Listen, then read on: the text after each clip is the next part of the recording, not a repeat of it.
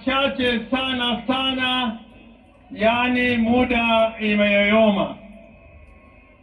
First, to maintain Your Excellency Aida Odinga, to Rosemary Jr. and Winnie, to Dr. Oburu Oginga, and Your Excellency the President of the Republic of Kenya, President Uhuru, President Obasanjo, and all mourners who have joined us on this great day. President Ruto, let me put it on record. Let me put it on record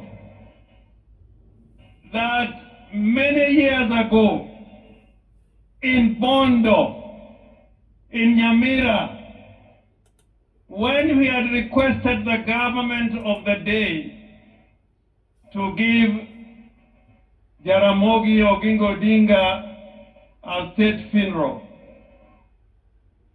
the government of the day refused to give Jaramogi a state funeral. All they did was to offer us one helicopter.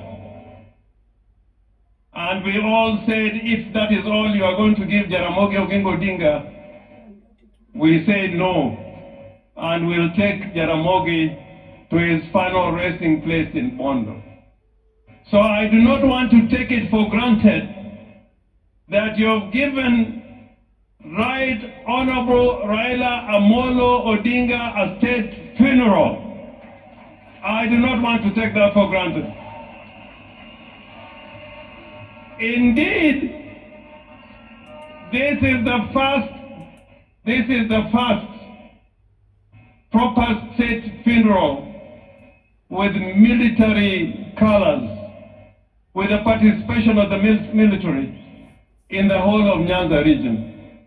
We have lost so many sons in Nyanza. We lost Mboya, we lost Aguingi, we lost Ouko, but this is the first time we have seen a state funeral, and I want to thank you for this and go on record as thanking you. Now, I want to say something about Raila. Because without saying the qualities of Raila, who really what Raila was, then it will be impossible to keep his legacy. What did Raila really stand for? Why did many politicians come over these years and fall on the wayside? And Raila was always there fighting for us. Raila was a fighter for justice and democracy all his life. And sometimes I'm taken aback by some people who enjoy the rights Raila has fought for, including political parties. There are those who now lead political parties and abuse Raila Amolo Odinga without knowing that without Raila Amolo Odinga, you would not be leading those parties that you're leading today. Correct. They don't know. And I say, woe unto you. I say, woe unto you. There are those who forget the legacy of Raila Amolo Odinga. We have the Constitution of Kenya 2010. And people are here, and I like what Simbarati was trying to say, that there are people here today, when Raila was fighting for this Constitution, they said no to that Constitution. I want to remind you that without Raila Amolo Odinga, we will not be having this Constitution. So Raila was courageous. He was a brave man. I remember after the elections in 2017, when his votes were stolen,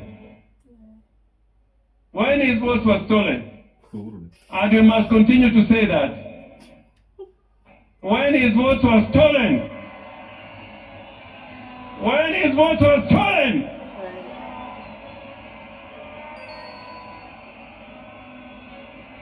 Raila decided with a few of us that he is going to be sworn as a people's president at Uhuru Park.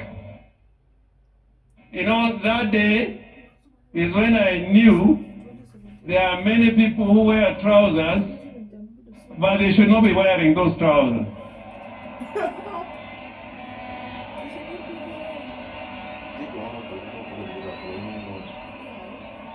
But Raila said,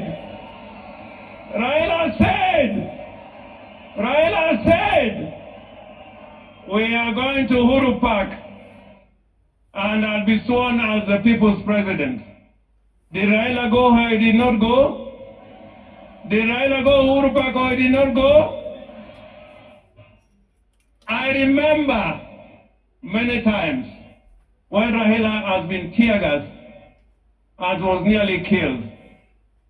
Therefore, before you open your mouth to talk against Raila, remember what he has fought for and what he has stood for. And today, I want to remind all Kenyans,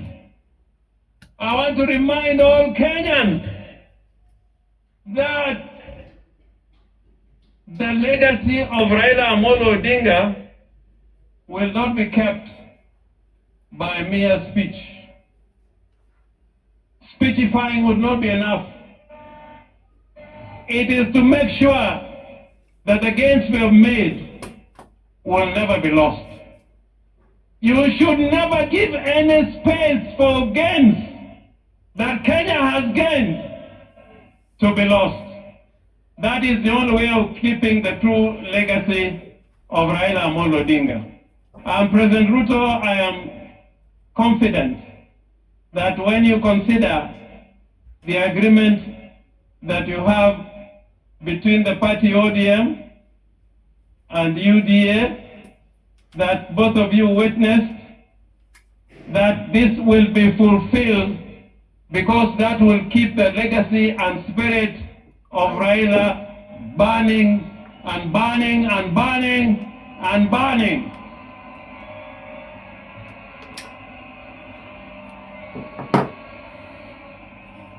The other character of Raila Amolo Odinga, other than being brave and courageous, was that he was a peacemaker. Raila was a peacemaker. And even today, we can see that Raila can bring Uhuru together, and Ruto is here as president. That was the true spirit of Raila Amolo Odinga, that the nation should keep talking together in unity and as brothers.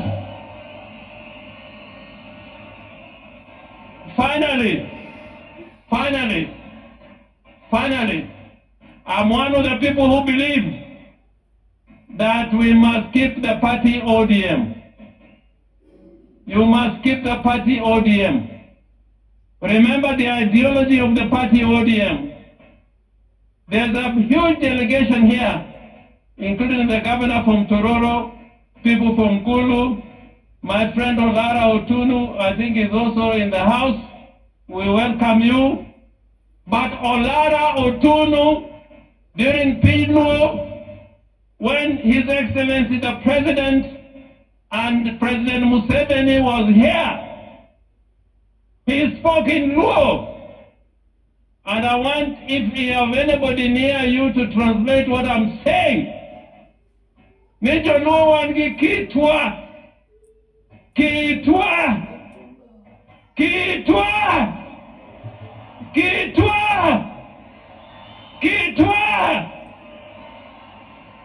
In that spirit of the Luo nation, that spirit of Luo nation is like we like speaking the truth.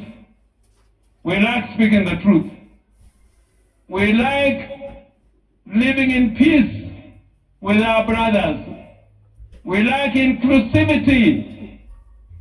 We are against those who are trying to tear Kenya apart and speak the language of division and tribalism and ethnicity. Woe unto you! So, President, I urge you, even as we speak about unity, let us not kill political parties. Political parties are the foundation of democracy. Any arrangements we enter into don't kill political parties. In 1963, political parties were killed, and it took us 20 years to fight to revive political parties. So joturwa awachonuka geno ni wabed gimoro achiel odu en odu od meru kata chwer mane odu wabed kanyakla wati kanyakla mondo Kenya obed gimoro achiel. I thank you so much, Mr. President.